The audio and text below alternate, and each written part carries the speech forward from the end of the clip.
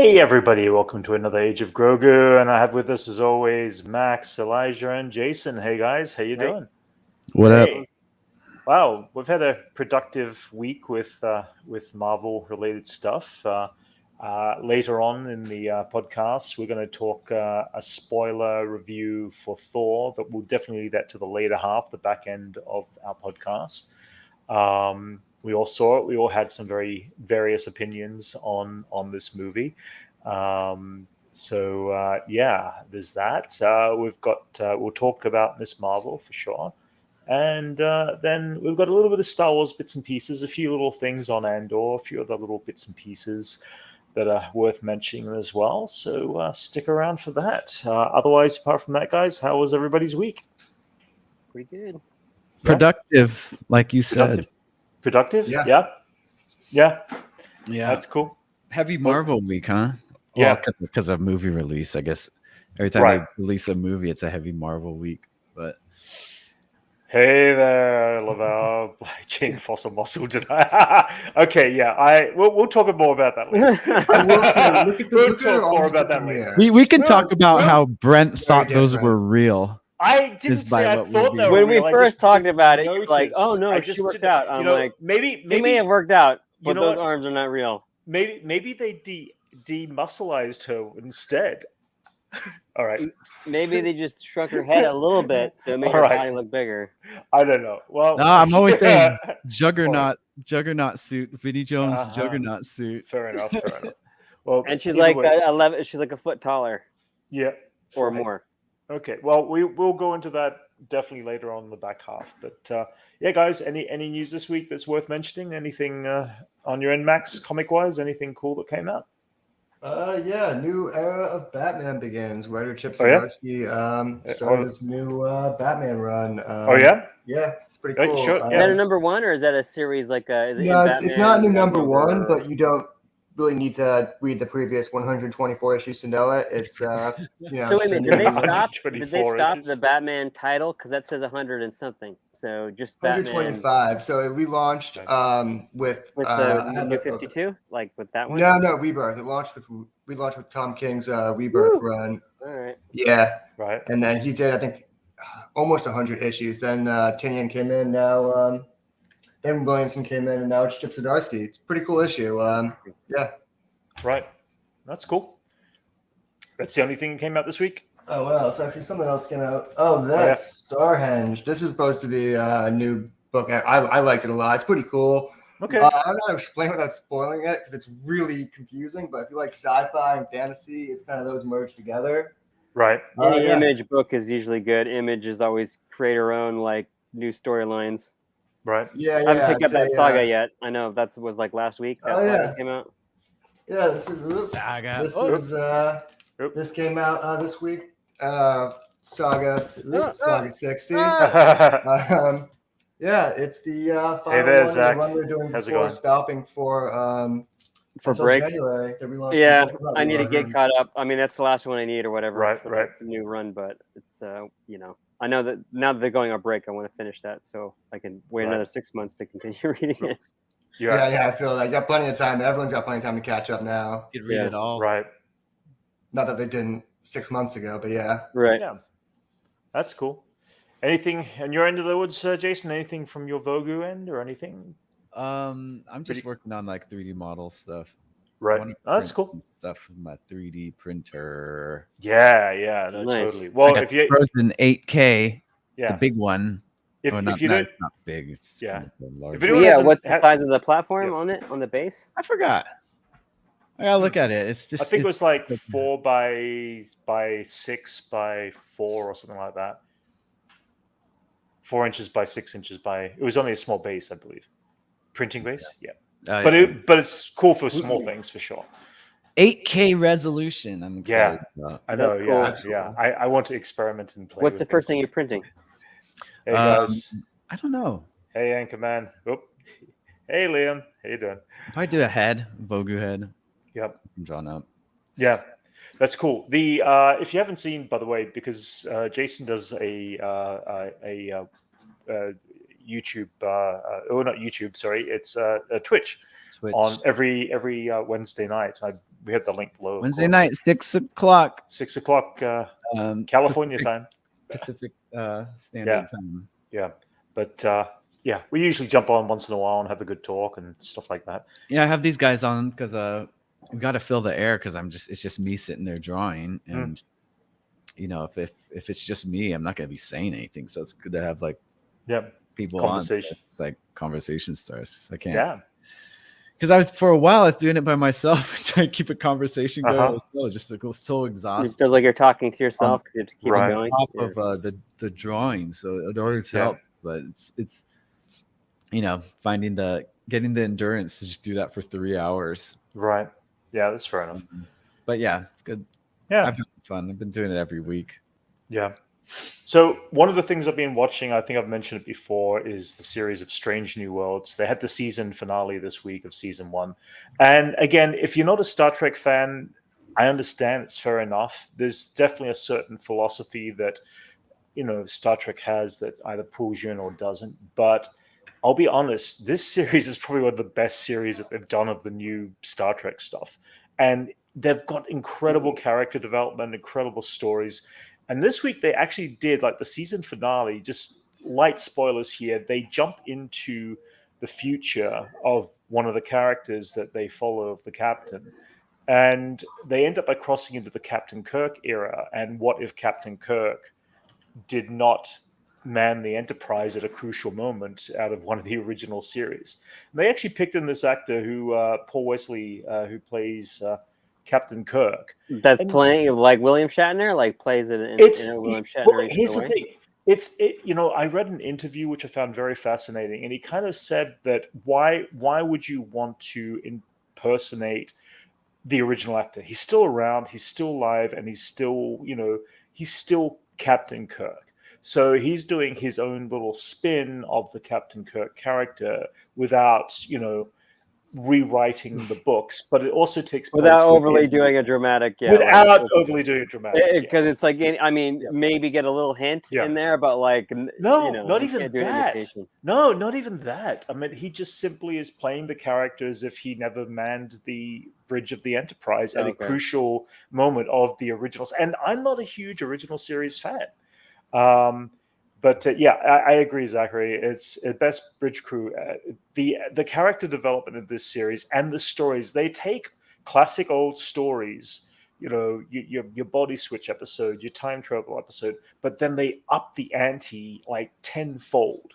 They make it such like there's a lot more thought put into these stories and what they were doing 20, 30, 40 years ago, kind of thing. And I can't express enough. If you want to watch something new, it's cool in sci-fi, definitely check out Strange New Worlds. It's definitely like it creates an impact, and they're episodic. It is a continuing story arc, but each episode is still episodic as to individual story. It cuts and finishes that part of the story at the end of the episode without dragging it to the next week severely in major ways. But they do it in such a way that it's really quite enjoyable. And surprised me because I've not been the hugest fan of the Picard series or of Discovery, just in the way of the writing. The writing is a little weird for me for Star Trek in general, but these guys did a really great job. Anyway, I just thought it was worth mentioning. But the season finale aired this week. It's on Paramount Network. It's definitely worth checking out for sure. Did you guys see this little piece of information? Captain America 4 finds its director, filmmaker, Julius Honor. I'm not too sure. What have they done? I do not know, actually. Hang on a second. I need to... Let's look it up. Let's look it up. Yeah, good idea. What do you find there? It's a Nigerian filmmaker. I haven't seen Lower Decks, actually. I need to sit and watch it. Yeah, that's understandable. A lot of people are not. Is that the cartoon? Yes. I heard it's very funny. Yeah. And very smart. Oh, he directed Cloverfield Paradox. Oh, okay. All right. The Girl in Trouble. Isn't that?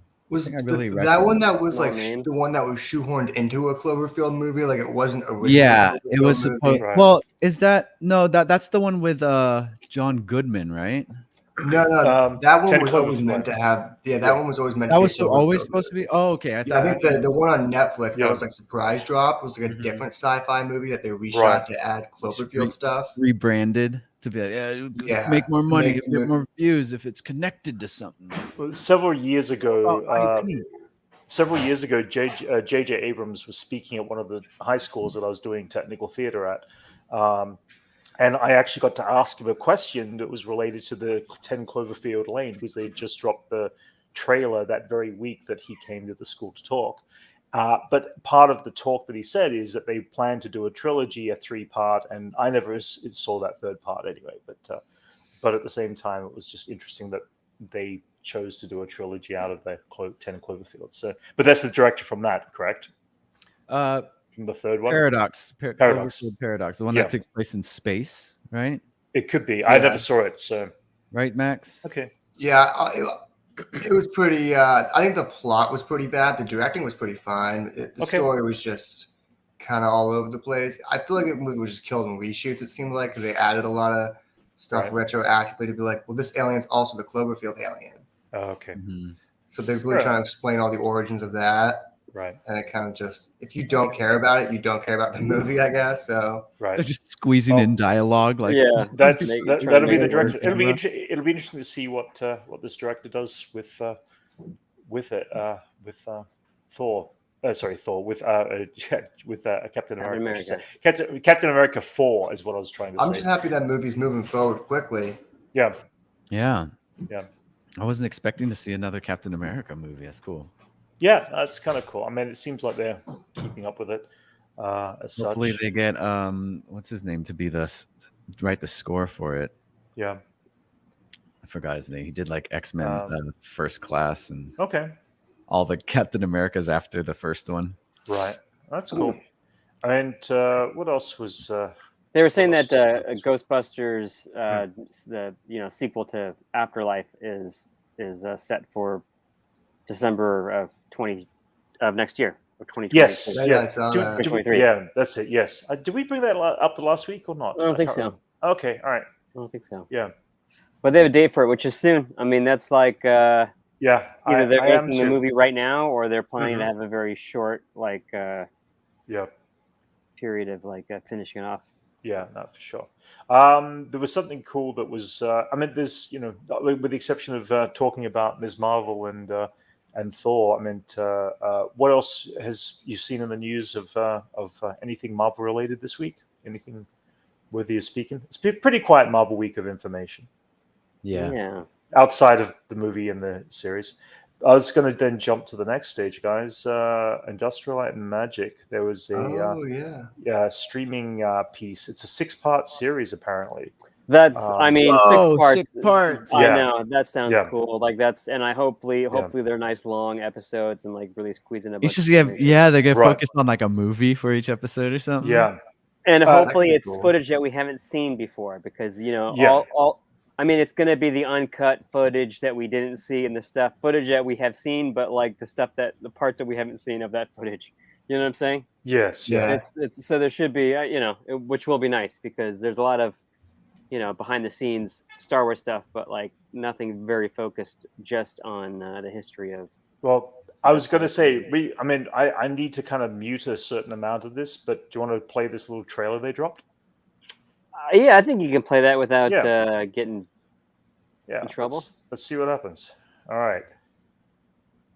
Because this does look cool in 6 parts. Oh, yeah. Yeah, let me get the full screen there.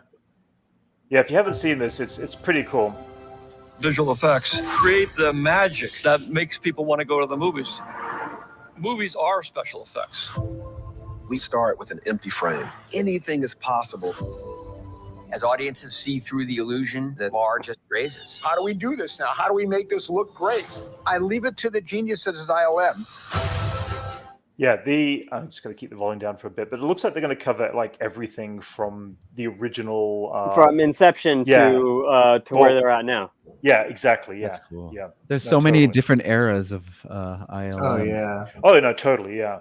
I mean, from a group of 12 people in a warehouse, crazy. That visual effect of Vader cutting through Obi-Wan's tunic is just his cloak is just great. But yeah, I mean, I really do hope to see a whole lot of like. There's some behind the scenes footage just from this trailer that I have not yet seen. That was cool. Yeah, but the stuff I haven't seen on this stuff here. I meant I knew they'd used the land speeder, and ended up by testing it as a go-kart kind of thing. But just to see some visuals and stuff like that is kind of cool.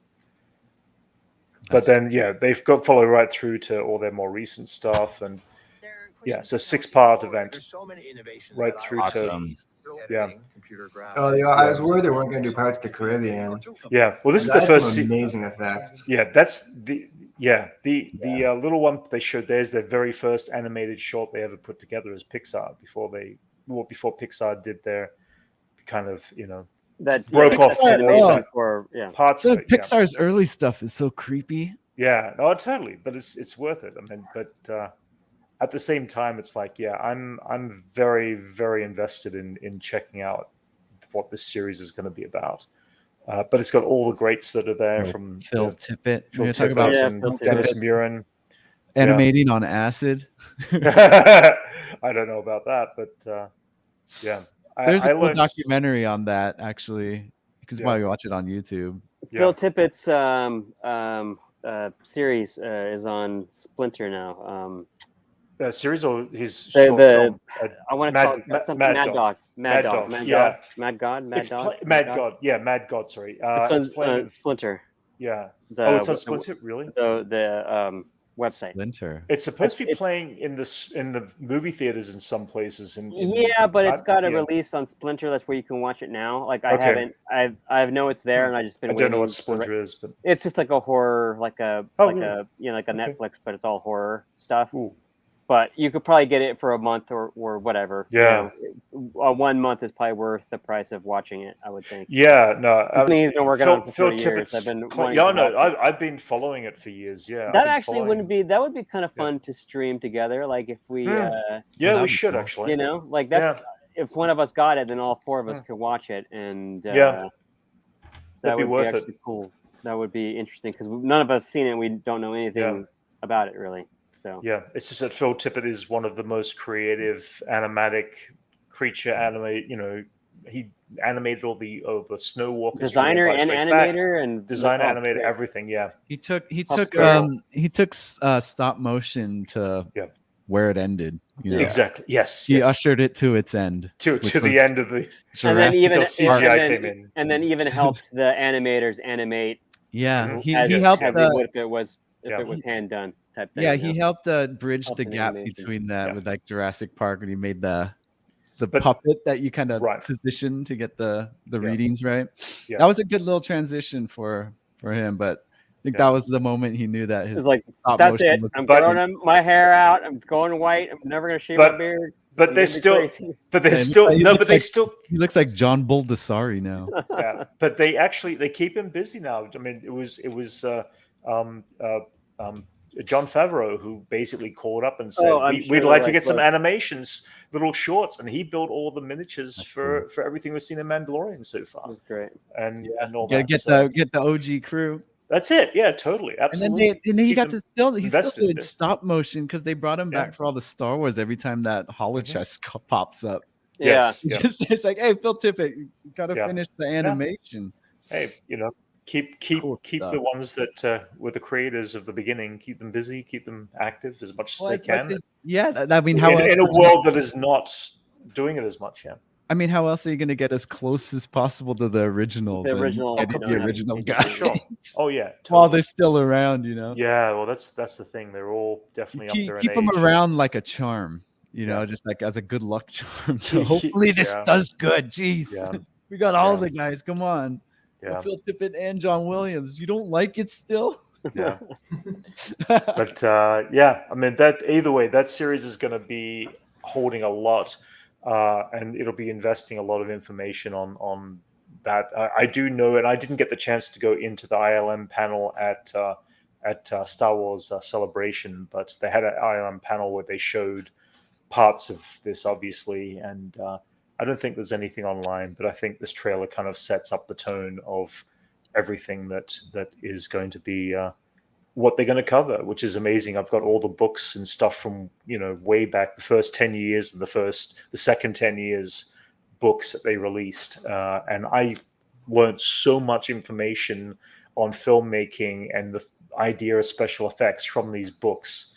And so if anyone's interested in investing in the making of films, this will be the series worth watching. That Dark Crystal book you got is sick. Oh yeah, they got a few old ones there. But yeah, along with other Star Wars news, the series Skeleton Key Crew. Sorry, what did I say? Key Skeleton Crew. I was looking for. It starts shooting this week. So, look at that. That's cool. Yeah, that's a piece of production art from it. All we kind of know is that it's what's his name? Jude Law. Thank you. Yes, Jude Law is the lead of this ship, I guess. And all we really know is there's a couple of kids that are on board the ship, and the series is called Skeleton Crew. That's about all we really know. What was the original name for it? There was like a working title that got released. There was? I don't know. Yeah, they Crew? something else. Different? Oh, really? I don't remember. But yeah. Anyway, I mean, yeah. Sorry, I'm trying to read chat at the same time as I'm looking at this. Sorry. Yeah. So ultimately, I mean, that starts shooting. I guess we'll be seeing what this is all about in 2023. I doubt we'll see too much more before then. But another Star Wars series that is going to be under the belt, I guess. Along with that, Empire Magazine released this image here of Andor, and yeah, I mean, this series I'm just becoming more and more hyped for at this point. I cannot wait for this show to start. That's gonna be fun. Yeah, they do say, along with the soirée of news that came out of Star Wars Celebration this year, we learned that Andor was going to be big, the Rogue One prequel series, telling the story of Diego Luna's Cassian Andor and the rise of the rebellion, the height of the Empire's powers, which is going to be really cool to see because we still haven't seen the Empire itself as a full. We're starting to see it in the Bad Batch, but not really, not really as the Empire in the whole. Would you say the peak of the Empire was like during A New Hope? Yeah, I'd say that's like a complete Death Star. Well, it's where the Empire. It's where the Emperor disbanded the Senate. He disbanded the remaining elements of the Senate to take full control of the galaxy at that point. Mm-hmm. So up until the point of A New Hope, the Senate, those Senate chambers are still active. There's still quarrels being had in those chambers, and we are going to get to see a lot of that happen in Andor, is what I'm guessing. So continuing on here, so basically the story spans 5 years. The first year we explored 12 episodes the first season, which started in August the 31st, of course. And the second season, which has been confirmed, will consist of a following 12 episodes spanning the other 4 years. So we are going to see a leap in time of short stories each year after. So a 3-part episode is going to be a year later. Another 3-part episode will be the following year, closer to A New Hope. So I think that's going to be kind of cool. So there'll be a massive 24-episode tale over the course of 2 seasons or 3 seasons, depending on how they break it up exactly. Then it continues to say that the scale of the show is huge, which is definitely, we've seen a lot of behind-the-scenes stuff on how big this series is going to be in the shooting scale and everything. And then, of course, the celebration. Let's see, I'm going to jump ahead here. And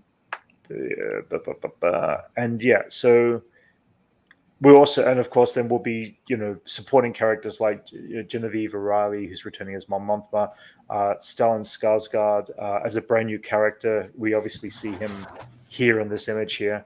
I don't know who he is to Andor, Cassian Andor. Two Boilermakers. But yeah. And then the other thing that I saw this morning that dropped this week also is this. This is the official timeline as to season 1 and then season 2. Where'd you find this at? That's kind of. Oh, I have my connections. I found it on Twitter. Okay. But it has got the release date of every episode that is airing, so it looks like they're dropping the first 2 episodes on Andor August. art. Yeah, I've got that poster. It's a cool little poster. I got one of its celebrations, which is cool. But yeah, episode 1 and 2 look like they drop back to back with each other. On what August days are 31st. do those fall on? Do you know if it's like a? I believe they fall. Hang on a second. The 31st is it's a Wednesday, so Wednesday. it'll be still Wednesday. Yep, Wednesday's gonna beat us all.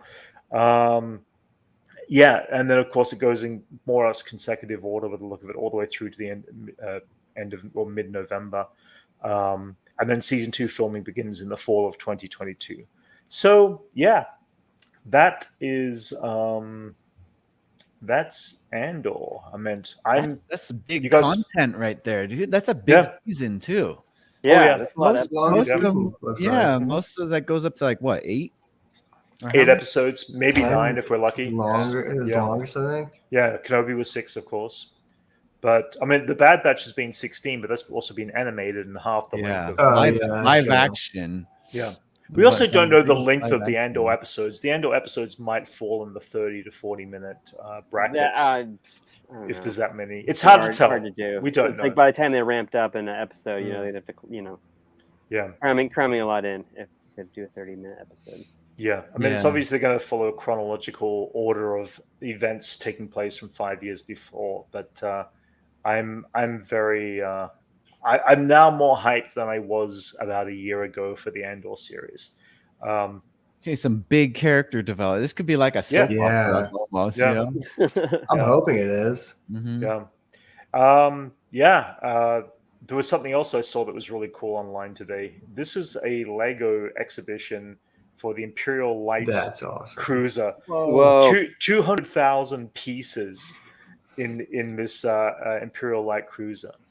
How did they transport that? I don't. I guess they would have had to have built sections of it in pieces and somehow just and crate it up. Yeah, but even still, like, are the pieces glued together at that point? Like, probably they would have to be. Yeah, I mean, it's still pretty awesome though. I mean, if you ship like fine art, you could crate it pretty good. Yeah.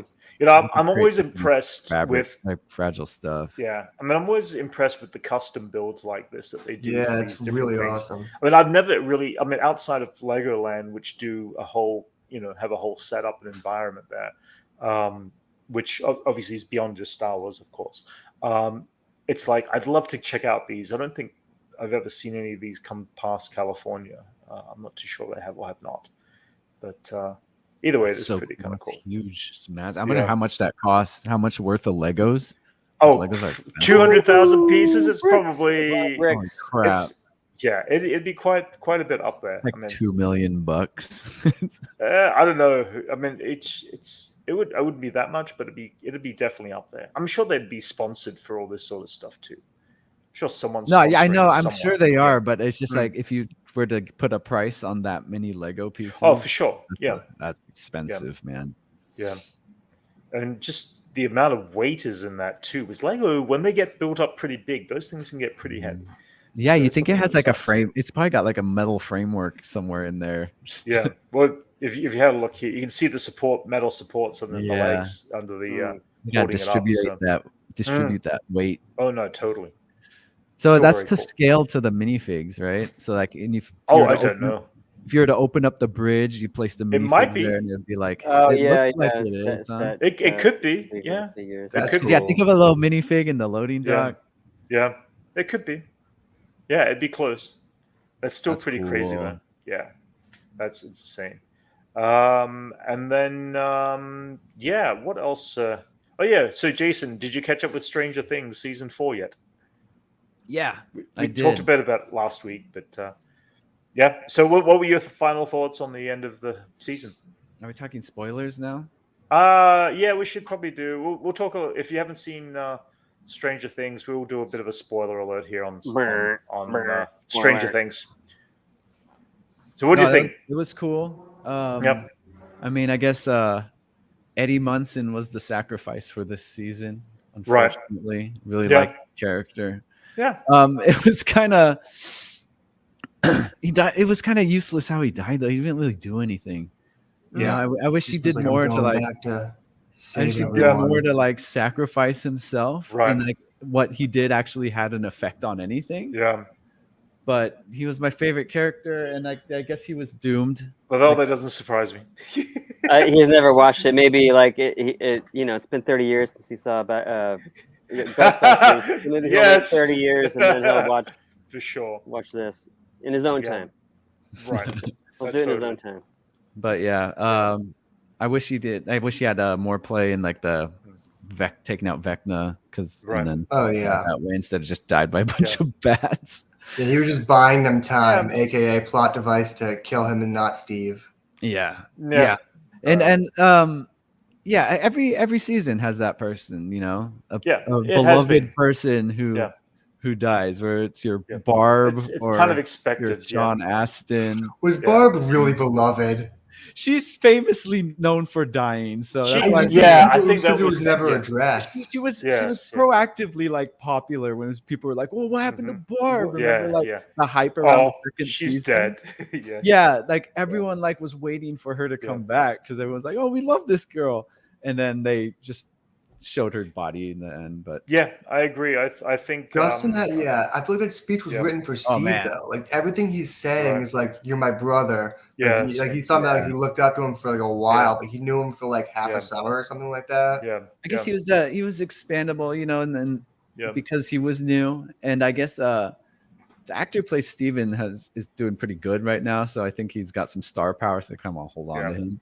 Yeah, and there's one more season left, so you kind of need more of a thing with Steve, you know, just keep him around. But like all seasons, he dies. Well, Billy actually transcended 2 seasons, and then he died in the third one, right? Yeah, something like that. But I mean, I always expected Paul Reiser to die somehow at the end of this season, but obviously they've got continuing story for his character. Yeah, right. Which is kind of interesting, because it's like, you know, when we saw him in Aliens, he was the traitor and got a chest buster alien. Oh, but Matthew Modine, he's Papa. He's fine. Oh yeah, that's a wrap on him. What did you guys think about Vecna being like, "There's no one like me," and then killing everyone like him? Yeah, I don't know. I didn't really, but they're not like him. They don't have powers like him. No, in the hospital, he killed all the other kids. Oh, he's like, "There's no one like me," and he killed everyone else. I'm like, well, there was. Liam puts up that he doesn't get out of 5 Cs at this point. They just nuke the town, which is kind of funny. I saw a lot of memes about that. Like, put the Simpsons movie dome over it. Yeah. That's your punishment. There you go. Oh yeah. You'd think if they learn how much of a threat it actually is, they probably that 80s government would consider nuking their own town. Oh, yeah. Jeez. Especially once they learn about the Russians' involvement, they're like, all right, Russia's involved. Yeah, just throw the bombs at it. Yeah, for sure. But what is it? And great acting from Dustin and Will's character as well. And Max. She killed it. Yeah. I think I said last week she's my favorite actress of the whole series. She's great. She's out of all the kids, I should say. She's amazing. All around great performances. Except for Mike, I don't know what the hell he's doing. And what's his name? The stoner dude. He was great. Yeah. Oh, the stoner dude. He got Argyle. He got a bit annoying after a while. He was the best thing. No, he was essential. Yeah, fair enough. He actually, the other Argyle. There was 2 of them at the pizza shop. That was like, that was funny. The best things. That was actually pretty funny. You kind of need that, like, Fast Times at Ridgemont High guy, like. Need a Spicoli. I guess that's what they based him off for sure. Yeah, but you need that archetype in this 80s world that you're doing. So he's very necessary. At the end of the day, guys, as a season, how did it work for you? Did it work as well as the other seasons? Did it not work as well as the other seasons? I just didn't like the Russian stuff. For me, none of that really hit right. Right. And even by the end of it, by what's his name says, I guess Hopper's a superhero with a sword. I'm like, it's so that was so cool. It was so cool, but I'm like sitting there like, how did we get here? Like, I know. Where did that sword come from? Awesome. Oh, I did a deep dive into that sword. Someone dropped it in a previous part of the season when the Demogorgon was there earlier, and he was just someone randomly just had it. Really? So it makes no sense either way, because it's like, where did that sword come from in the first place? But a prisoner drops it. No explanation where he got it. Well, they give them weapons before they fight. Yeah, I know, but a sword, like it's got a 17th century sword, it looks like. Yeah. I could get you a sword by 2:00, man. Yeah, they went to the mall. They got the sword. Like, hey, man. The Russian mall. You know what? You got a good point, because like every time with the Russian stuff, every time they'd go back to that, and they'd be like, "Oh, I forgot about this stuff." Yeah, it was kind of a lot for me. It didn't bug me, because I was like, how the hell are they gonna get out of this? But I thought, thinking back at like 80s camp, it's good stuff, man. Like me and Liz recently watched like Big Trouble in Little China the other night. Okay, that was a good one. Back to back with like Goodfellas. Right. And good back to back with Goodfellas. We watched Goodfellas and then like Big Trouble in Little China. You're like, all right, let's laugh now. I'll come back to that later, but that 80s camp stuff, I think the Russian stuff did that. They had some character arcs all around up in there, even down to like what's his name, the bearded guy's kung fu or his karate, and he beats up Yuri. He's like, only fought 10-year-olds. Ridiculous, but I loved it. But that's another that's a sword moment. You have these crescendos among the acts, and I think they managed to get it. And even down to like Yuri, it's like, you used to be a soldier, you used to be a man of honor. You like somehow convince Yuri to like come back with the helicopters. You got these layers of like awesome moments that intertwined with character arcs, and it hit the same feels that the 80s movies did back. I was going to say, that's what I was about to say. The 80s movies definitely had, it was in the mid to late 80s. This is what, 86 or 87 this time? 86. 86, yeah. That's when Master of Puppets. Yeah, that's when Arnold Schwarzenegger was becoming very big with all the action films and this and that. And so I guess they're trying to make an action hero out of a Hopper at that point, which is what they kind of did. I mean, more or less. Yeah, he was a little too action hero for me when he was like, I was like sitting there and I was like, why is he just like Conan all of a sudden? Because he had something to fight for, This is Hopper. But he was so nice with the sword. He was like, he just trained all his life with it. This is Hopper's arc, man. Look, think of how he is right now, and then how he was when we first met him. He's just like, don't talk to me till I need my coffee before you talk to me. And he's all like overweight, and he's like, he's got like a 6-pack now, and he's wielding swords. Did you see how much weight he lost within a year? I mean, I think that was that also played well into the arc that he played, that he got in good shape for, because he would have been malnourished, but he actually looked healthier, which was kind of funny. But but he had to wear a fat suit for the flashback the last season. That must be a little embarrassing. Like you're like, this is what I used to look like. I just took all this off. You just put it back on me. I think that happens a lot. Oh yeah. Either way, it was fun. I wouldn't call it my favorite season, but it was up there. I still like. I mean, there's something about the first season that's still fresh and original and connected and resonated more with me than anything else. But I think of the Master of Puppets bit. Yeah. Oh yeah. God. Oh, that was awesome. There was definitely more horror in this season, which is obviously, again, the height of horror in the 80s was coming into the mid. Well, I mean, Stranger Things is a horror show. Right, but I'm saying this was like generally like full on more horror than we'd seen. Yeah, I think the writers said that going in, like they were like, this is the season where we're really horror tropes, more horror tropes was in this. It's got some like poltergeist stuff going on, kind of. Yeah. They like poltergeist stuff in like the first season with like the lights, but it wasn't like a TV, but it was very kind of reminiscent of that whole vibe. This is more Freddy Krueger kind of horror, which is cool. They brought the light bright, which is like which is a more focused, like a more like resolution grid. I did like that. I thought that was a cool concept. I like this. This and the first season are so far. I really like those two. That's cool. I mean, I like them all, but this one really stuck out to me. I think it was because they released some of it first and then they stopped. Yeah. And then they released more. I think that did a lot for me. Helps to take a break in between the instead of season a little bit. Because I remember this a lot more, and you could have more discussions on it instead of just like a binge and then we talk about it for a weekend. Yeah. So them stretching out like this is a good move. I think they should have done that with all of them. Yeah. Like every season got released, I watched them all the way through. Right. Nonstop, but which I would have. I think I did too. But I couldn't. Yeah. And I had to wait. And I think being able to discuss it more between the finales has helped it a lot for me. Oh, totally. Yeah.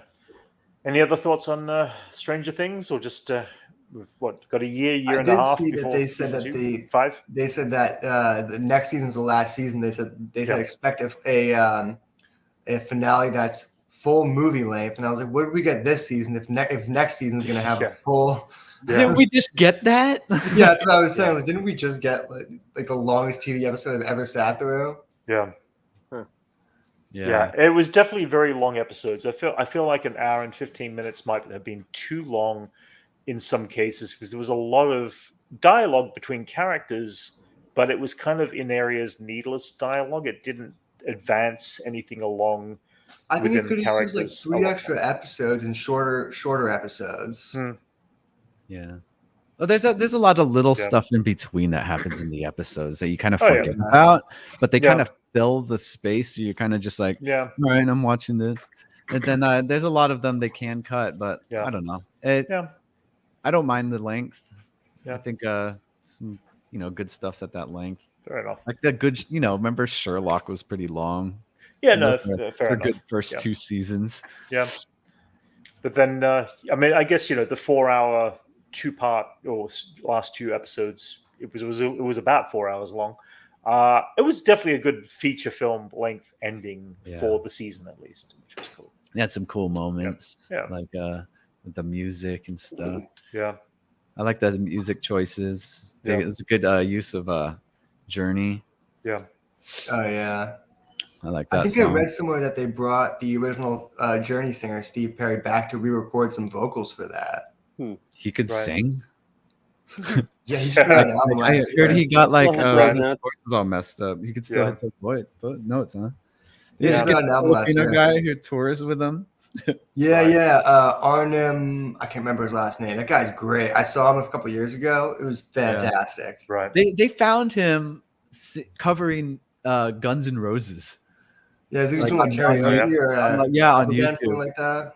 Yeah, he's a cover band, or like he was just singing like Guns N' Roses songs, and they're like, "Wow, we should check this guy out." And then his voice is incredible. I will say, it's like it's amazing. Right. It's mind blowing. It comes with being a Filipino. We have rhythm and we could sing. But that I really like the use of that song. I wish I saw it more. Yeah. But they used that song for the promo, like the preview. Right. Or the trailer for this season. Yeah. Now, Jason, jumping forward from here, you were talking about something Paper Girls. What was No, that was Elijah. Well, me and Max, Elijah. I'm sure Max has read that book as well, but it's I didn't finish it. I will say that. For me, to be honest, like I have the first like 12 issues, and then like I kept getting it, and I just haven't read like up to wherever they ended it. Right. But it's Brian K. Vaughan, the same writer of Saga. He's done a lot of good stuff. The first 6 issues of this comic book's great, so I'm glad they're finally making it into a TV show. Okay. And it's got potential. It's really interesting. It's got Ali Wong, who plays like the older version of her character. Yeah, it's like 6 girls out like on a paper route, like on Halloween, and then some stuff happens. It's like pretty interesting, but it totally got that 80s feel. Give us a synopsis of the story. The premise. The premise is that these girls are out on a paper route on Halloween, and they're trying to get their route done early before like the Halloween festivities or whatever. And then they basically in the first book or the second book or whatever, they're getting harassed by their like bully boy got friends or whatever kids in the area, but they end up finding like this is the 1983 or whatever, and they end up finding like a futuristic iPhone, and then it's revealed they end up finding one of them, like they find one of themselves older as an older person. Okay. And there's some it's a, you know, it's been a while since I've read it, but it's like a whole cross universe thing where they're like it's pretty interesting. But it's got the whole 80s feel to it, and with it just being centered around girls, I think it's nice. It's like the whole Miss Marvel thing. You have like a female lead or whatever. You have like in this, you have like a bunch of girls. Have they dropped young and old and mix of future and the past and all that stuff? So you gotta take a page out of the Miyazaki book and give your female protagonists, you know? Right. Have they dropped a trailer for it yet? Yeah, they did. It's a little spoilery, but it looks good. Yeah, they're small clips. They're nothing too big, but it's just nice to see like another. Yeah, I saw that trailer like series get the other turned week. into a show. So it's stuff that you wouldn't expect. It's like one of those shows I wouldn't expect. Well, reading it, you think, oh, this could be a TV show for sure, but like they're not going to do that. I think I found out through like Ali Wong's like social media because she's in it. Oh, okay. Yeah, she plays the older version of the main character. Yeah. Right. And I just saw her stand up actually too. So it's really good. It's funny. Cool. But I'm expecting that to be good. I'm expecting that to be better. That comes out July 29th, the end of this month. Yeah, the end of the month. Cool. This month is a busy month for new stuff too. So Max, you sent me something on Reddit. Jumping back to Star Wars for a minute. Oh yeah. Explain what you dug up there. Someone found the concept art for the scrapped Episode 9 original. It's called Duel of Fates. The original premise for Episode 9. Okay, that's cool. So these images are all just artwork. Look at that. That's crazy. Yeah, that's really cool. The saber guillotine. I didn't see that. Okay, that's cool. Yeah, that's cool. Of course, it'd be in front of a bunch of troopers. This looks like Coruscant. Cool. Yeah, it looks like Coruscant. So much cool Coruscant stuff. Yeah. I heard some stuff about it. That's Coruscant. There's so much cool stuff in this concept art. It's nuts. Like I wish we saw that. What else did you come across about it? You can find the script. There's been a lot of adaptations of the script. It looks awesome. That's cool. if you wanna check out my friend on Twitter, Andrew Weingartner did a version of this script in a comic book form. Cool.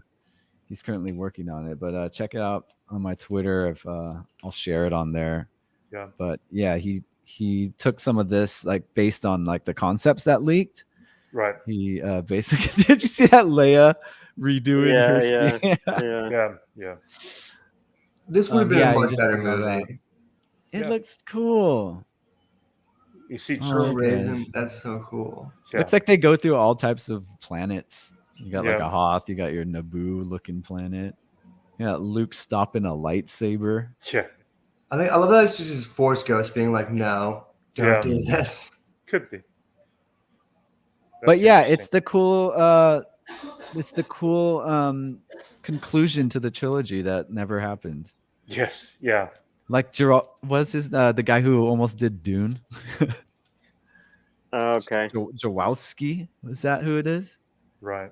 Jawowski's Doom. Like, there's a bunch of cool art that exists out there. Yeah, I wish we saw this kind of a moment with Rey, Finn, and Poe kind of really, really fighting off side by side of each other. Would be kind of cool because we saw them together in the last film. I mean, it's what the movie needed. Yeah. No, it needed them sinking through quicksand and falling into a tunnel upside down, and then finding a snake. Yeah, using a lightsaber as a light flashlight as they go around through this tunnel. I actually liked that part. That part was pretty funny. Yeah, it had to have Palpatine comes back somehow. Yeah. I will say that the original script did not have Rey as a Palpatine. It had her. I think it was she was a nobody. Like they gave her a That's last good. name. I like that. Yeah, I like I'm that's sure what it should be. Yeah. Yeah, I'm sure they changed it. Like that's what Ryan Johnson was kind of. That's what he wanted. Yeah. So he was headed to. Yeah. Like you need that magic because The thing that I hate about the prequels and what they took away is that anyone could be a Jedi. Right. Prequels? Yeah, with the they took that away when they born into when the prequels or the sequels? The prequels. With midichlorians. The prequels. The prequels. With the midichlorians? Yeah, when they mentioned that, Jedi. Yeah, but anybody could be still a Jedi because of them.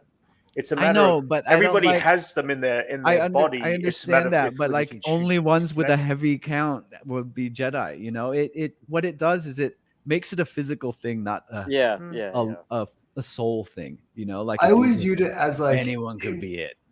I always viewed it as like, what if the X gene in X-Men was stronger than other people? I always thought that would be like such a weird thing that they added on top of that, where it's like everyone has it, but his is just stronger. Yeah, see, that sucks. You know, I feel like focus and concentration should determine how strong of a Jedi you could be, and it could be anyone, just as long as you're willing to put in the work and do the discipline. That was my view of Jedi before the prequels came out, and then he's like, oh, he's got thing as a samurai or someone training to be the master. You know, exactly. like it could be anyone. It could be anyone from like just a kid who from anywhere be a Jedi. That was the whole thing about Jedi that got me so pumped up about it when I was a kid. That it could be anyone. Now it's like you're not he's like force this very sensitive. special person. Or like a prodigy. I was surrounded by enough of those. You know, like that kid who can play piano really good. Exactly. Yeah, and so like what Star Wars offered me was that like hope, you know, the new hope of anyone being able to be a Jedi, but they took that away from us. And then Rian Johnson tried to bring that back, and then nope, you're Palpatine. That's why you're so strong. It's not because you're not anyone could do that. You kidding me? No one's just born with that much. You're a Palpatine, but you're going to take the Skywalker name. Oh my gosh, so dumb. Yeah, that's always been my problem with the sequels. Of course, is that the idea of bringing Palpatine back took away from the whole Skywalker Anakin's journey. But you know, that's another topic and another story for sure. We will definitely have that conversation for sure one day. But I like the idea of the concept of Rey being a nobody was something they should have kept. Oh yeah, I definitely like that. I just still keep her learning some dark side stuff, I believe. So she brings like balance to the Force, the and gray the previous Jedi were wrong.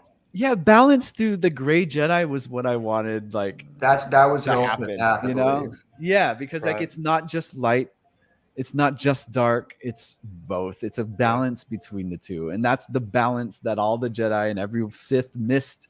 Right. And couldn't figure that out. Right. That you need both it's so sides. obvious. That was like supposed to be the whole point of like the movie. And that would have completed the arc of everything, you know? Instead, they were just like, she has Palpatine lightning, so she brings balance to the Force. Good and evil. And the healing. Yeah. But yeah, Gray Jedi is a concept that I really enjoy. What do you think about Gray Jedi, Brent? I never really read up on them. They're from the books, aren't they? Or they are legends? Ahsoka's kind of like that. Ahsoka's the closest you get to Gray Jedi. Yeah. Of someone who just denounces the Jedi Order, nor do they go with the Sith. It's just like, nah, y'all both have it wrong. I'm gonna figure out how. I'm a free roaming Jedi. You want that Jedi Ronin? More sensitive Ronin. Yeah, that's what I was gonna say. A space Ronin, if you will. Could have. I think a lot of the see, all your favorite characters are Gray Jedi, man. If it's leans too much onto one side, it's not very interesting. And I think that is the Gray Jedi is not canon though at this point. That would have no, but it could have been, and that would have been the complete arc, especially with like today's, the political climate. There's a gray area that we know. It's not good and evil anymore. It should be gray area. It should always be gray. Yeah, but like that, a relic of the 80s and early film was like, oh, bad guys are bad guys. Right. But if you make it a lot more dynamic and you give it reason from both sides, from what I understand, it's a better story. From what I understand, because I know I've seen Dave Filoni talk about this, is that the idea of the Grey Jedi have not been dealt with in the canon because the idea it was not part of George Lucas's original concept for the Jedi and the Sith.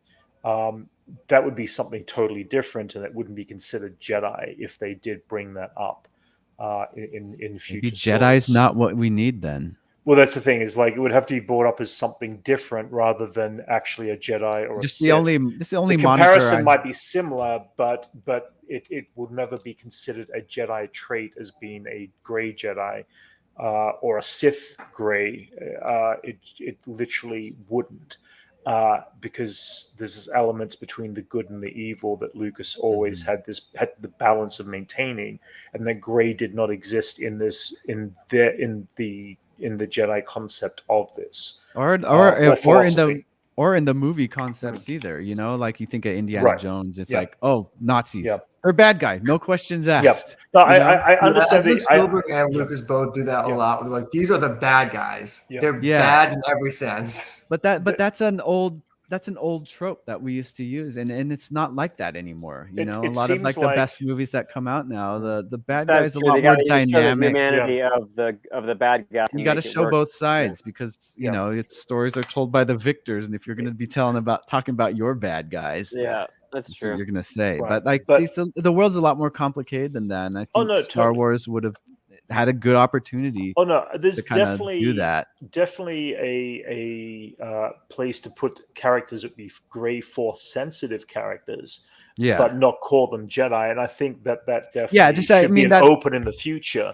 Yeah, that's just the name I. That's just the name I know. Well, that's not official, but that's it. That concept. That's the only designation I have for that concept. No, I get that too. Yeah. So. Yes. Like, you know, I know ignoring the fact that I'm using the term Jedi, that, but that concept is something that should have happened in Star Wars, and they missed their opportunity.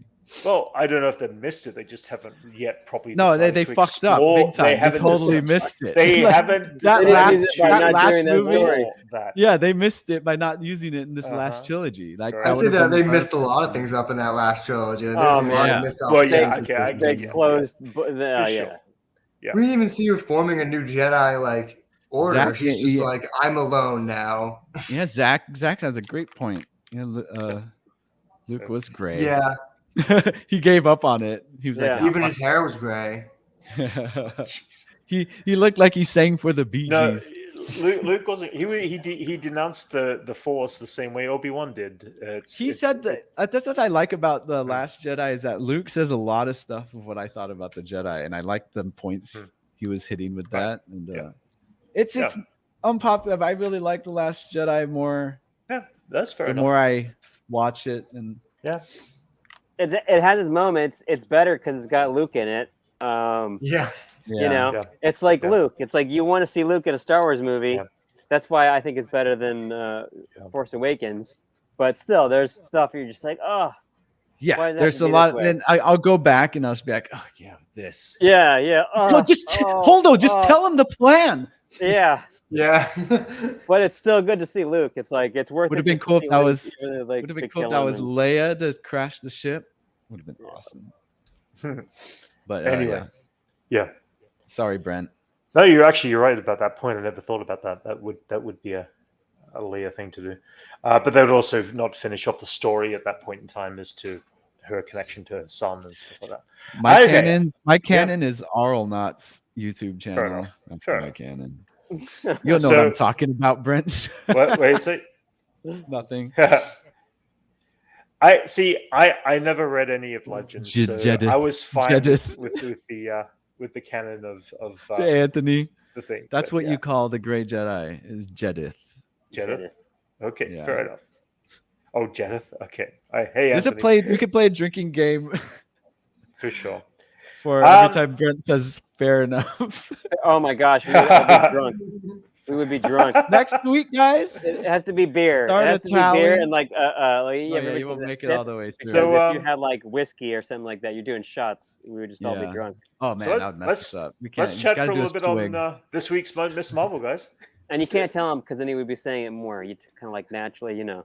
Well, let's see if he says it anymore during this episode. He did. Well, okay. Now we're making him aware of it. Anyway, fair enough. That would have been a fair enough right there. He would have said it right there. It's uncontrollable. Good. Fair enough. Self-control, Brent. So, what did you guys think? Episode 5 of Ms. Marvel. drop this week. It makes me think that there should be like 8 episodes because you know some of these they end them quick, and you're like, okay, well now we got to wrap it all up in one other episode. That's what this is starting to feel like again. It feels like there's I agree. at least 2 more episodes, unless this next episode is longer. There's always something I love about the episode, and then there's always another thing in the episode that I'm like, ugh. Yeah. Or it's going to leave you hanging for more information on one of these next movies, or to put her into this next wherever she's going. I don't know if you guys ever watched Breaking Bad, but of course, everything up until the finale was a cliffhanger all the time. It never stopped. And like when you get a season premiere, you'd be like, oh, finally, we're gonna get some answers. Yeah, you get some answers to these so many questions I have, and then you get answers, but then you're left with like twice as many questions. I'm fine with the show doing that. That's I love that. No, that's a as great. Long as they answer, as long as they answer the question, they answer the questions, and that's why it's one of the greatest shows because like you can't relax. You're never on. You're always on edge at the end of every episode until the finale. Usually they'll if they don't answer the question the following week, within 2 to 3 weeks they will answer that question, but then set up the other 2 that you'll be like, what? And they go that vast. You're gonna need the previously on Breaking Bad. You kind of need those to kind of understand what's gonna happen. Yeah. You're like, oh, well, that's an old clip. I guess those guys are back. In relation to Ms. Marvel, I'm just defending rambling? cliffhangers. Oh, cliffhangers. Okay. Yeah. Like, it's like if that's just the way shows are. Yeah.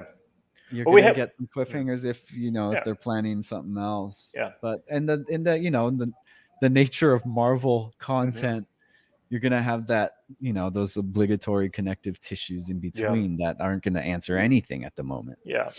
Well, we had a good, a decent little time travel story that took her into her family's past. I love how it's dealing with family, but not just to the present, but also the past, especially the way she intertwined with her past family. And I liked that. I liked that. The flashback love story that they squeezed in there. That was cool. That was cool. Yeah, that was good stuff. First 15 minutes of the movie, of this TV show. I'm a fan of like the history happening around the Marvel universe. Totally. Also based around reality history too. It's always interesting to learn something more that you wouldn't have known or might not have known about before in Earth's history, and tying it into that. And I think that's the one thing the shows have done quite well. Anything that's been Earth based have done a certain amount of historical reference to whether it's Black history or whether it's I like that. Like, so Muslim that means history. you could get like the Gandhi movie, which stars Ben Kingsley. It could be canon, you know, because it still happens. I think in in the this events universe, he's still probably happen. played by Kingo because he's probably the biggest actor of the generation. There's probably so many Kingo movies about the imperialism and the colonization. Yeah, that's what I wish we got. I wish we got like Kingo in the past, but he's just like he's still like a pop culture figure of like, what was it, the 20s or 40s, something like that.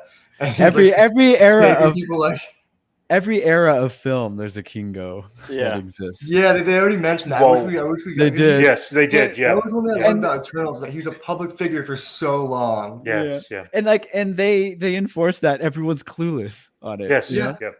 Even Kamala references it. She's like, "Oh, He's like, no." She likes old Kingo. Oh, Let's talk about Kingo Jr. Yes. He was gross. It's the same dude. Yeah. Same dude, probably with a mustache or something. Yeah. They did their their standard British imperialist bad guys. Mm-hmm. Oh yeah, like the way you see a British person in an Asian film. It's like, right. Oh bloody hell! Get Yeah. But so we got some of that. They're checking all the marks. Yeah, totally. I mean, end of the day, it's like, we've got 1 episode left. I'm excited to see where this episode goes. We'll obviously be doing a reaction video to it this week, and so far at this point, even though it's it's staying steady for me. I know there's a few people who have started off high on this and have kind of dropped down a bit, but I'm enjoying this. It's gone up and it's staying steady for me. What'd you think about the was it clandestine? It's like, The Power Ranger effect. The Power Ranger effect. Oh yeah. They just like crumble like skeletons. What's that one game? The Dragon was Slayer. weird. The Dragons. Yeah. You get burnt by the dragon. You're just a skeleton. Or it's like the goblin bombs in yeah, that's exactly turn green and they like fall. Dude, apart. I said that during our reaction. It's like a Norm Osborn. Spider-Man. But yeah, he like throws it at the board, or even they turn into these like screensaver skeletons. Even older school is Repo Man. If you remember that, like they get zapped with that thing and they turn skeletons. Into, like, yeah. Repo Man. That was the coolest movie you could rent at my public library at the time. Repo Man. That's a good one. Yeah, because you have like, Casablanca, Gone with the Wind, all the, and that's the cover of that one too. When you're like a kid, you're like, this looks cool. Emilio Estevez, like young Emilio Estevez, just like crossing his arms. Behind the back of a I was like, you rent Repo Man again. Anyway, so yeah, any last thoughts on Miss Marvel before we move on? Because we'll probably jump into our thoughts on Thor next. I'm still my disappointment in the clandestines is still there. I mean, I think their whole thing is never going to be as fulfilling as something like the Humans, because they're just not as big enough characters. There's not big enough lore around them, and they're hundreds of years old, get killed by teenagers. That's ridiculous. Yeah, that and so quickly too. It was just like they're just. They're also killing themselves. Like, don't give the teenagers all the credit. Yeah. Yeah. They're that's all they do is die. That's all they have done. Yeah. Chase them through some cool alleyways, nice set pieces of some chases. They got out of the damage control facility like nothing. Right. Oh yeah. Yeah. And what is up with they just bombing people's houses now? When they find that drone. Oh, right. It's like, just destroy the liquor store. Why don't you? Yeah. Well, that drone at the end there. So messy. That's very messy. Unless, is that the... I think S.H.I.E.L.D.'s going to come in and probably stop whatever's happening, because Kamala has to be... This is a job for SWORD. These are sentient weapons. Yeah. Actually, you're right. Is SWORD even established in the MCU right now? Yeah. WandaVision. Yeah, WandaVision. Oh. Because they made White Vision. Forget about that. It's been so long. It was over a year ago. It's because they don't have Abigail Brand. I don't even think about SWORD. Yeah, that was all about the Marvel thing. So it feels like somebody needs to SWORD was also wasn't that the end of Far From Home too? He was in the they didn't tell him where he was. When Nick Fury, someone took his shoes. Yeah. But SWORD is totally established in WandaVision. So this would be a SWORD jurisdiction because these are sentient weapons. Well, and they're technically from a different. They would classify some space or a different dimension wherever the clandestines are from. And as Lavelle points out, where did White Vision go? Yeah, that was also a better place. A better place that has He's in a farm upstate. Yeah. See, that was the character we would have expected to have seen turn up in. I wish we saw. I thought Multiverse of Madness. I was hoping to see that, and then we didn't. I forgot about him, and then I was reminded, and I got disappointed about it. Yeah, because that's kind of where that whole story arc left off from WandaVision, wasn't it? It was, that was all connected there with her sadness. Yeah. So, but yeah, they shifted all that to her kids. They shifted all that to the kids. Where are my children? Yeah. Anyway, speaking of big blockbuster films, let's talk about Thor for a little bit. So, guys, we are going to be talking about spoilers in this. We could do a spoiler-free review. No, let's do a spoiler review. Let's just talk about this and get it out of the way. Everybody knows. So if you watch the movie, why watch the reviews if you're not watching movies? Black Loki watched it. Yep. So he has his thoughts. Right. We are going to talk about Thor spoilers, guys. So at this point, we will probably talk towards the end. So if you've seen it, please stick with us. And if you haven't, I advise you to, unless you're not too worried or don't care, to watch this up, a bit later on. Zachary, you haven't seen it yet. Man, it's a pity. Okay, well, Zachary, we'd love to have you back on at some point. We actually want to wait. We're going to, Zachary is a big Star Wars fan, and I actually do want to have him on at some point as well. And I think when we get closer towards Andor, I'd love to have you back in, and we could definitely talk on Zach, in the future for sure. Join us. Yes, join us. Join us. We've been having a few more guests on occasion. It's kind of fun to having people on to talk. So when we get close to Star Wars, man, I want to have you on. Anyway, so let us talk. Let us talk about. We need to have Anchorman on as well. I agree. We need to have Anchorman on. I need my news, Anchorman. There you go. I need my news. There you go. So, guys, yes. I said news, not noose. News? No.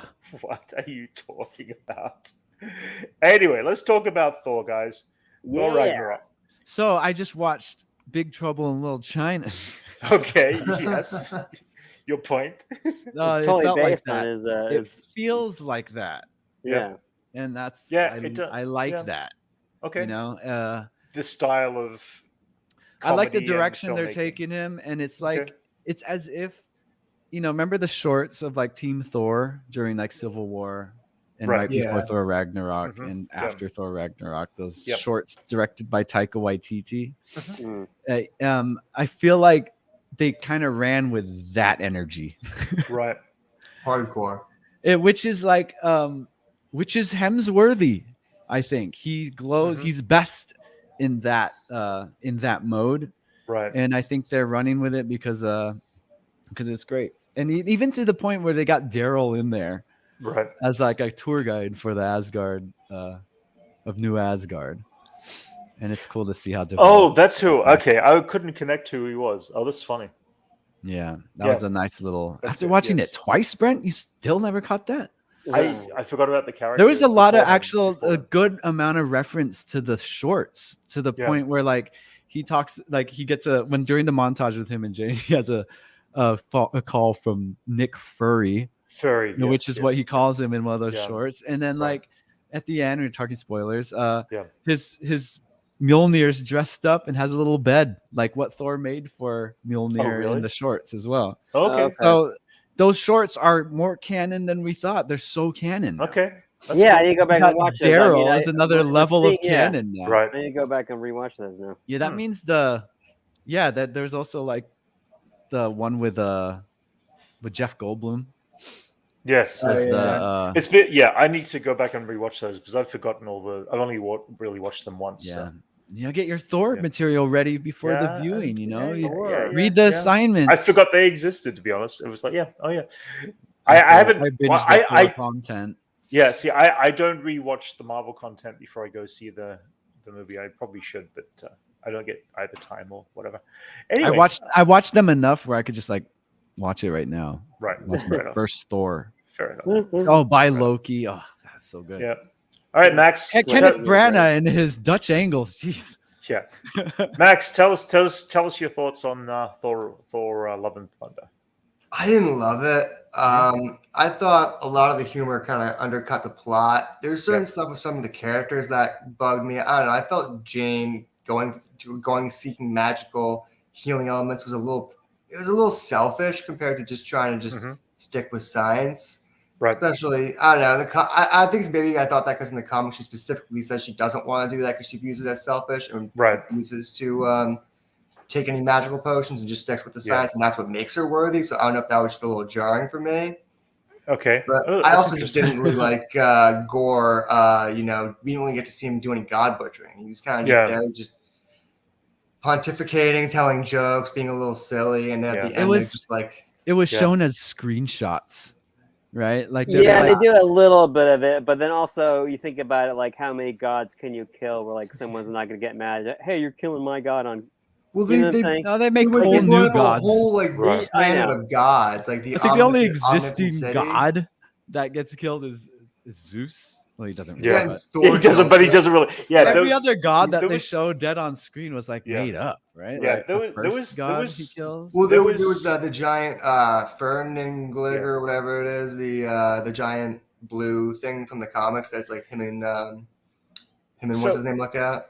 Guys, here's the one big thing. There is. I mean, it's comic books. Characters can be rebought back, but the characters, like every one of these characters, died almost at one point during this movie, and all of them were still brought back. They were like near death or next to death, and they were still brought back. Valkyrie, Cord, so the even threat, Jane post credits is going to be the threat and the threat and the actual idea that a character can be dead in even within the same movie. It just took away a little bit of that threat of pressure of that, that reality of someone dying could, be just overlooked and overpassed, right? Kind of this thing. This has been a thing for Marvel anyway. It has.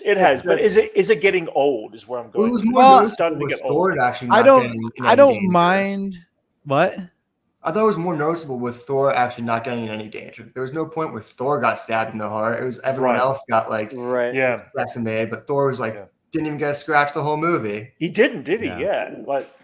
No, that's what I thought was ridiculous. It's supposed to be the God Butcher, but he almost the God Butcher because he's evading Thor, killing other people. It's all ridiculous. It worked for me. It was fun. Yeah, and I liked. I really it's kind of all it. ridiculous when you really think about it, and it works. Like it does make sense that they all die. They, at one point Krog's just a head, a face, face, and then he grows back. Like it's his mouth that did it. And then marries Dwayne the Rock.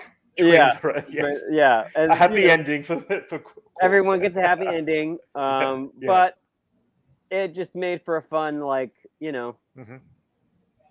cancer thing does take second fiddle to everything else. Yeah. You're like, yes. Why even worrying about the cancer and thing? That's the one. Everybody you can't come back from cancer, but you can come back from just having your face.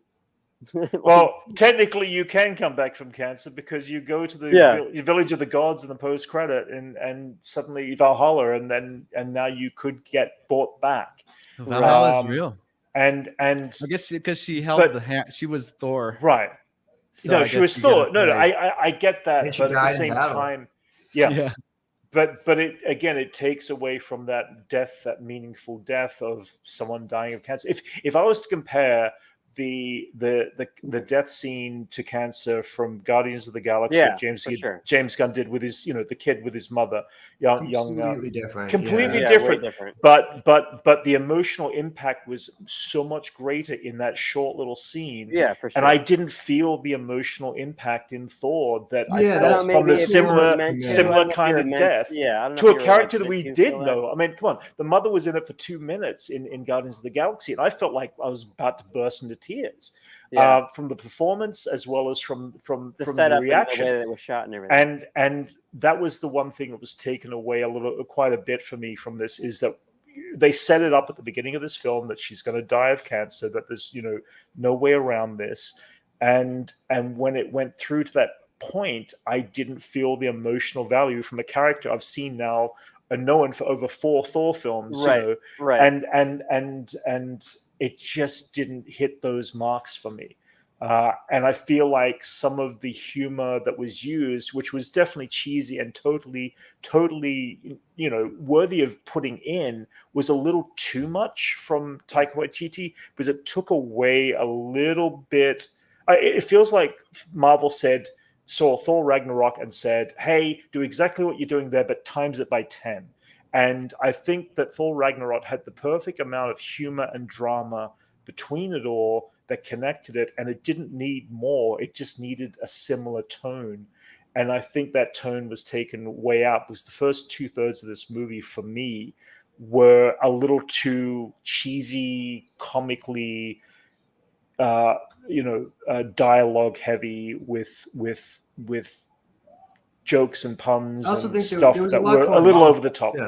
Yeah, there was so many different plot lines with Jane, Thor, and then even Stormbreaker had its own plot that I thought was a little. I actually personally liked that. I thought it actually would have worked better if it was Mjolnir, and it was the whole idea was he became unworthy of Mjolnir. I thought that would have been. Well, see, yeah, there could have been more drama put into the humor. Yeah. I get it. Yes, yeah, to make real problems. Even I just didn't feel the thread of the connection between him and Stormbreaker. Yeah. It more felt like just a plot device, so we couldn't use the teleport. And yes, yeah.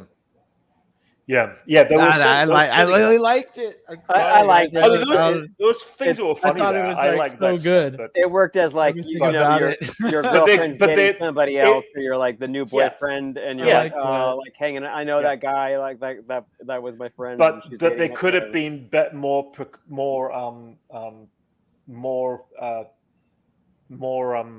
it called? More not threats, but more roadblocks because of those situations. And it seemed like they were setting things up that Mjolnir could have been much more of a problematic. Anyway, those things like that.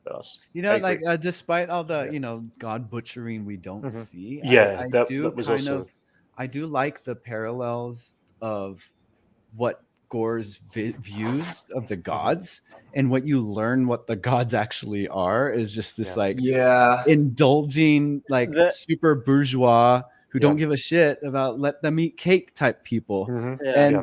It kind of has me side with Gore too at the same time, and I'm like, oh, this is great. Oh wait, Thor's a god too. Oh, you better be careful, Thor. That's why that opening scene was great. I really like that opening.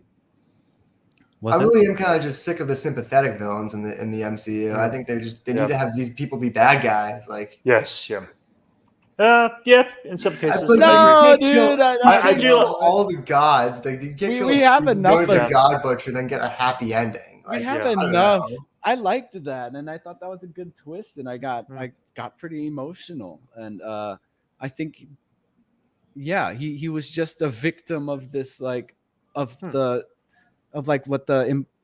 how gods just actually are. He fell victim to it. It was believable to me, and that I like how kind of Thor Ragnarok kind of symbolizes this. He learns about how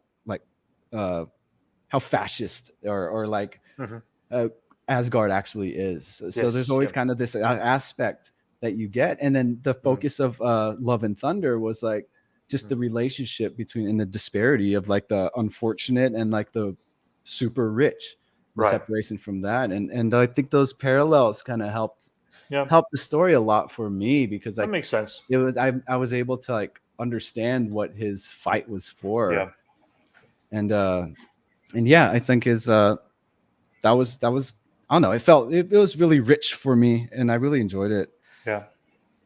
What did you guys think about the adopted daughter bit at the story of the end, and where it might lead to the future? I like that. It's his daughter too who plays her. That's cool. And I think for someone who's approaching fatherhood and in the inevitable future, I have felt a connection to that, and it made me feel optimistic. That's cool. And so I don't know. It hit me close to home, man. Yeah, that's cool. Good stuff. And I like that, to run parallel with what Thor's character is going through. He's growing. He's now a dad. Like he came out of this, that he's actually gotten out of that funk, and that they were able to establish that gap in that kind of plot hole of him and Jane's relationship, that they were able to like draw it out for us and show us what it was. I guess the idea that happened in between, he was uncomfortable around the kids was actually kind of fun at the kids who were being captured from Asgard, but and then he comes out of this just like being able to like talk to them and actually have them help him. It was good stuff, man. I think this is an appropriate chapter for Thor growing as a character. And to be able to like clean up the whole him and Jane's relationship, I thought this movie did a lot more for their relationship than any other Thor movie did. I agree that. And I like the presentation of like it being narrated by Korg. I like that Korg has his version of that, Michael Pena and Ant-Man. I was thrown out a little bit, because a lot of the dialogue he was speaking was with the Guardians of the Galaxy at the beginning that felt a little out of character even for the Guardians of the Galaxy. was my big thing. But because it was coming through his voice and through his mouth and his storytelling, there was this problem from the director himself. From the director himself. But through Korg, I get the idea and the idea of putting him as the storyteller for this story. But then there were moments where the storytelling went a little more serious, and it was hard to tell when Korg was telling the story and when the story was being narrated to us by story events, and it was a little disjointing for me. What was the disservice to the Guardians, you said? I thought the Guardians were a little almost too fabricated, I feel like there was some of the limited dialogue that they did have just was more Taika Waititi style of humor. It felt consistent with me. That really, it just felt a little weird. All of them seem because they're already a wacky bunch. They're already a wacky bunch, but I think everything they did in that movie was something their characters would do. Like Nebula would try to put down the goats. Oh no, that was which was funny. I mean, I got a little too much of the goats at the end, but it was still funny. But I don't see any inconsistencies in there. Maybe it was just between Thor and the leader, Star-Lord. Star-Lord, thank you. It was just the conversation between them. Star-Lord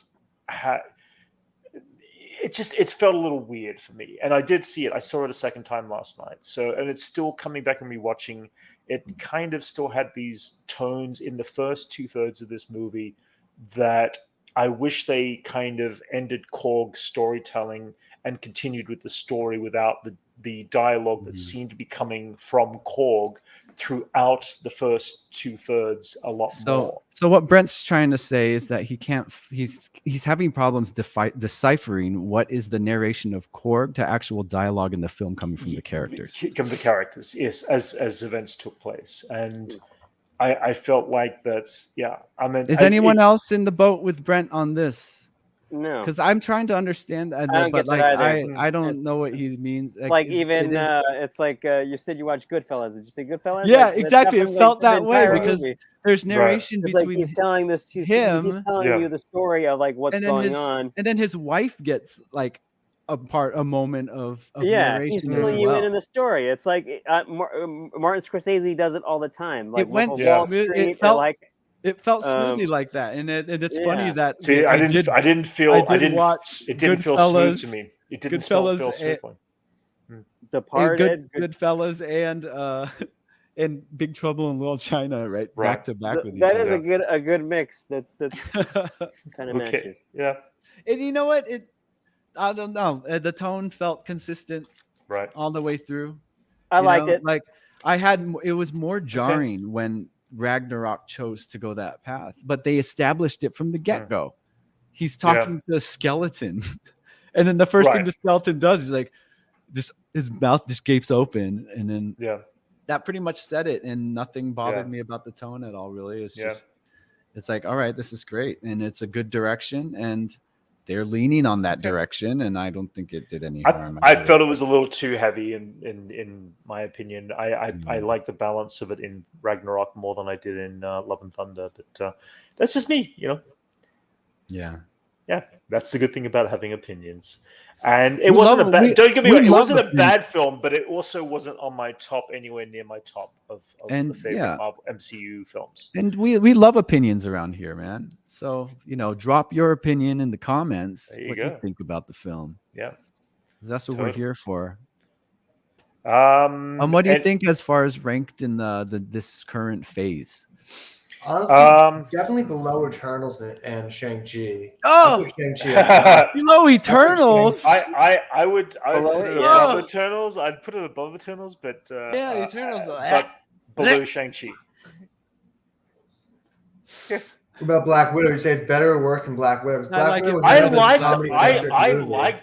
I liked it a lot too. I liked it too. Balanced the comedy and the heart almost better than Thor did because by the end of the movie, the humor isn't lost, but it's just dwindled to the point of the serious matters taking hand. Yeah. Anchorman, I do. I love the Dark World. I think the Dark World should be the what Thor should be. That should be his tone. Yeah, that's kind of. I was blown away when people were saying that it was a boring movie. I was like, that's what the Thor should be on. Like they're building up to a grand level of like just epic fantasy adventure told very straight. Yeah, I watched a lot of Dark Thor. I like that one. Odin was Odin was brutal. Okay, wait. Okay, so you were born today. In the four Thor films, what is your favorite to date? I don't know, Ragnarok. Dark World. Elijah? Ragnarok. I really like this one too, though. Yeah. So Same here. I'm like I tied like between this one and okay. Ragnarok. So I like this one a lot. Like you guys, whatever. I agree with Jason a lot. I really like that intro. Even when we watched it, I leaned over from like, wow, I really like that intro because it was dark and just the whole relationship between like servant and God. I thought was great. I would have to go. Oh, sorry. Yeah. And then my other favorite scene in this was the empowering of the kids and him saying, like, I'm going to give my power to these kids. Yes. And I mean, they're just for a limited time only. Yeah, for a limited time only, and just to see those kids raging and just using their own powers, their own like mind and imagination to kill all the shadow. They're back. They're back to form of like great. Odin whispering to the hammer, being like, I give this power. That's how Jane was able to get it. He was like, protect Jane. Yeah. He like enchanted the hammer without even knowing. Does that mean Thor officially has the Thor Force replacing the Odin Force in the North world? Right. I guess. Really? Yeah. Did he do that? Cool. It had to have been Odin was still alive when he enchanted the hammer. So that's what I was wondering. Like, does the Thor Force exist now? Yeah. At the end of the movie, he gave all those kids the power of Thor. I guess it does. Yeah. He's the Thor. Yeah. That's kind of cool though. But like Ragnarok is probably my favorite. Yeah. Yeah. A good use of Guns N' Roses. Yes, that was great too. Just the raging kids to Guns N' Roses, and they they had like 3 or 4 Guns N' Roses songs. Yeah. The kid that just loves Axel. The kid that like loves Guns N' Roses. His name's Axel. I said it might be a little too much Guns N' Roses. I don't know. I would put some other bands in there. That's fine. I feel like Guns N' Roses might not need the exposure. That's true. Lavelle mentions that the Enchanted Hammer scene was cool until he watched it upon reflection. It didn't make any sense. I don't know. I mean, one of those things doesn't need to make full sense. He gives them the power for like. Did it make sense when Odin did it? That's it. Yeah, that's the same. It feels the same. Yeah, to me. It does. Like, it's like they really they really lean into the fact that this is a space Viking, and then we're just gonna. Yeah. We just take it, Marvel universe is weird now. It's not as grounded as it was in phase 1. Well, also technically, didn't he give them the power of Thor through their weapons that they were holding, not through they weren't controlling? Right. He's like, pick up something. Pick it up, and it's gonna be. It's very specific in that. That little girl with the bunny rabbit. That was cool. That was awesome. With Slash's solo. I also loved the little cameo again of Matt Damon as Loki. Oh yes, we didn't talk about playing Loki. That was good. Yeah. I like that they show up, and they brought in what's her name as Hela? Melissa McCarthy. McCarthy. That was so funny. That was just her facial expression. The moment they were saying, "And here's Hela," and I was like, "Who is it going to be?" And it was like they couldn't have picked a better actress to play a comical theatrical version of Hela. I thought that was great. Yeah, I like that they're at the town hall. It's like they need theater. Yes. All words like that they've established these like characters as Asgardians. They're walking off. They survived the snap. They've survived the Infinity War. They survived Asgard getting destroyed. Look, there's a few Asgardians left, and they're like, we need to tell the story in a play.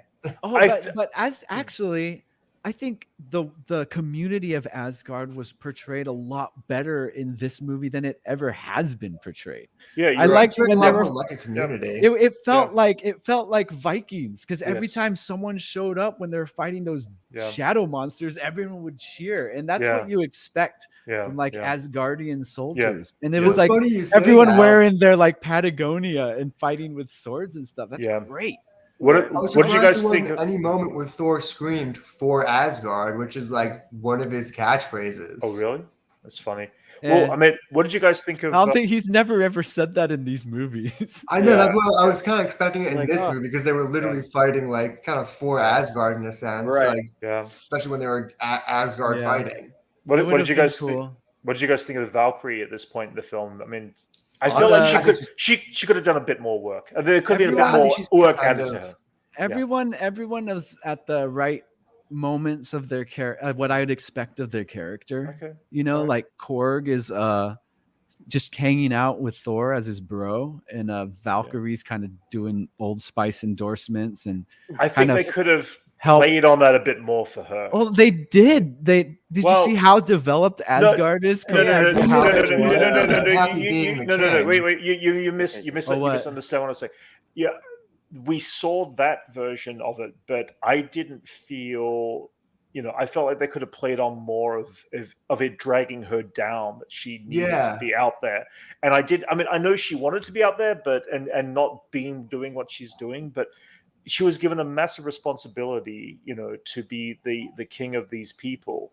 And I think that montage was the burden of being king didn't come across enough for me. I'd like to have seen more of that, more of that on film, just to see her burden, just to play up that emotion of that character. And I felt like she was a little in the movie. Yeah, she was a little really about dying in battle, and then she didn't die. She's just like, I'm just gonna still be king, I guess. She felt two-dimensional in this film for me, unfortunately. I would like to have seen more dimension from Valkyrie a lot. Well, one character trait that transcended from Ragnarok is her alcoholism.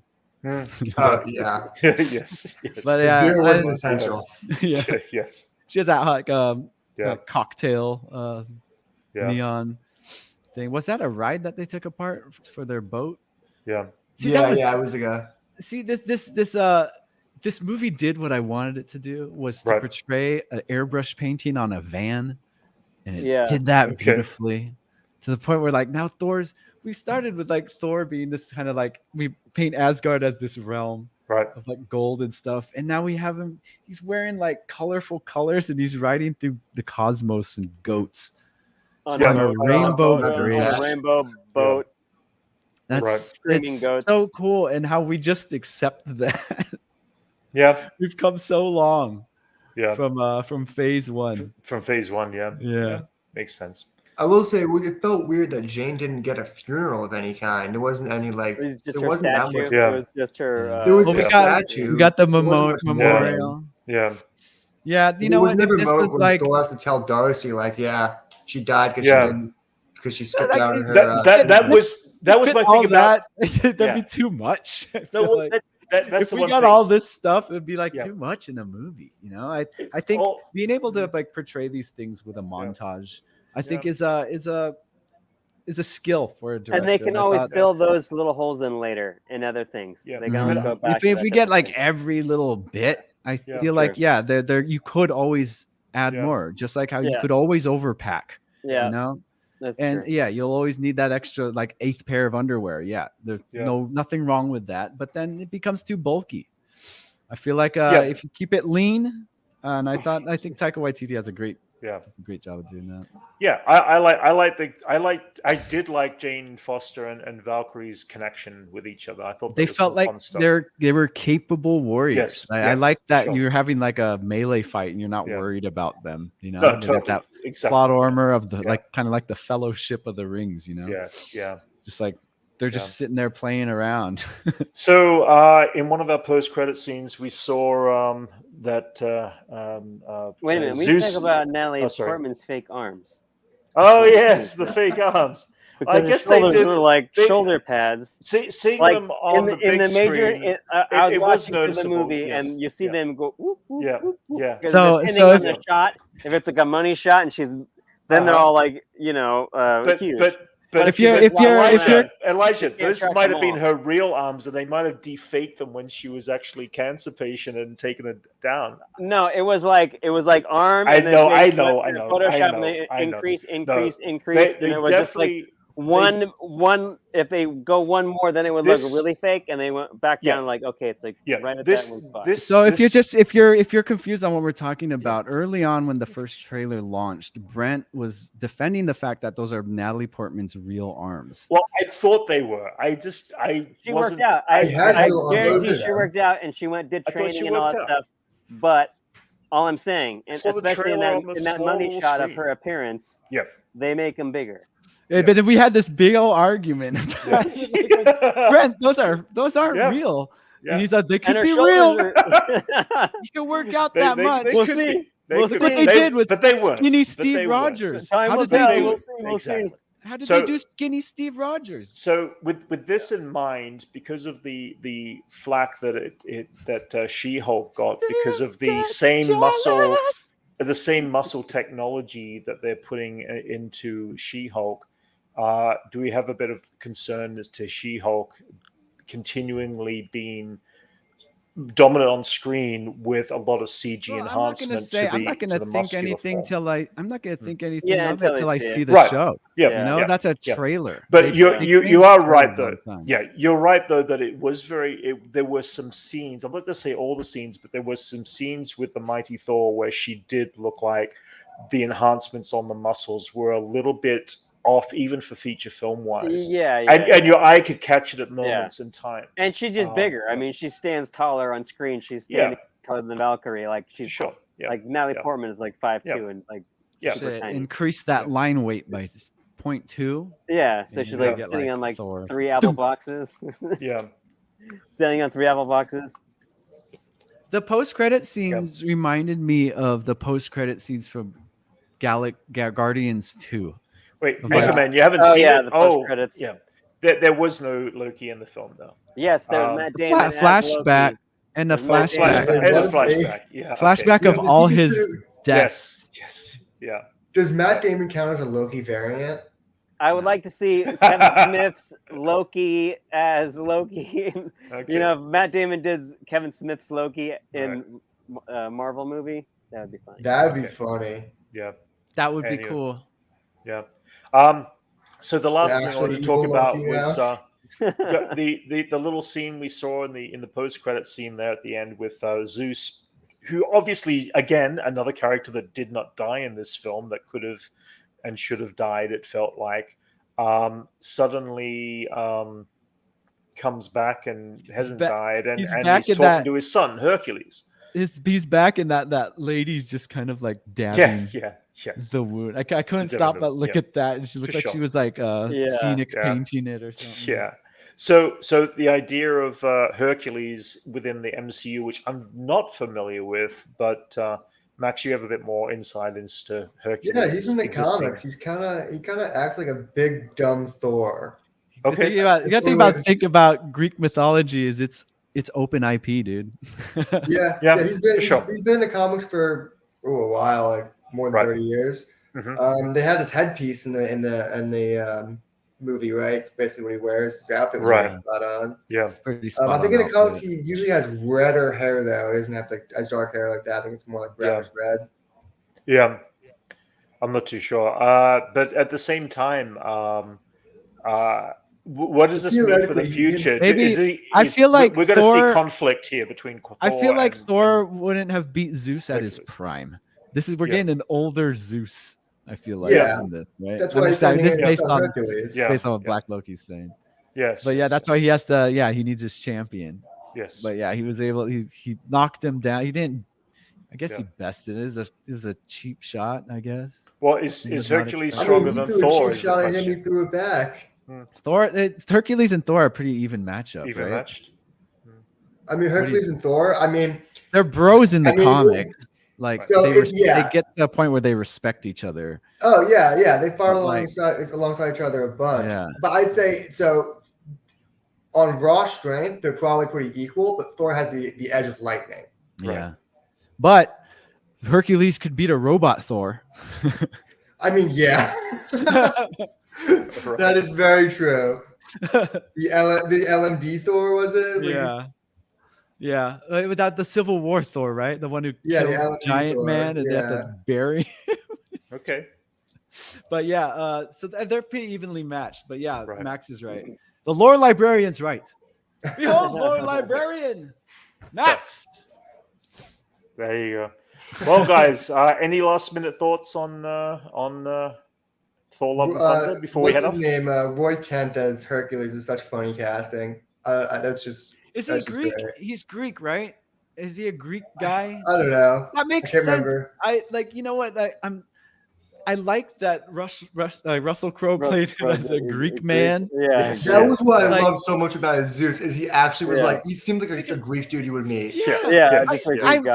My biggest trope that I hate these days, my pet peeve, is like British accent for anything ancient. Yes. Right. Oh yeah. Like, come on, man! Like they weren't even speaking English. At least you give can them expect the accent. Russell Crowe's Zeus to serve you the best gyro you've ever had. Yes. Yeah.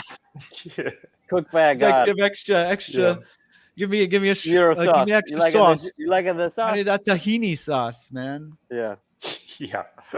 I like that. That was something they brought up orgies like 3 times. In a Disney movie. That's the decadence of what these gods are at this point. Oh, for sure. Like the corruption in these gods that we. It's our local political system. Exactly. Yeah. And that's so rich. Oh, actually, there was a great reference in that whole in Omnipotent City of a character that appeared in the comics actually this year for the first time. It's this big.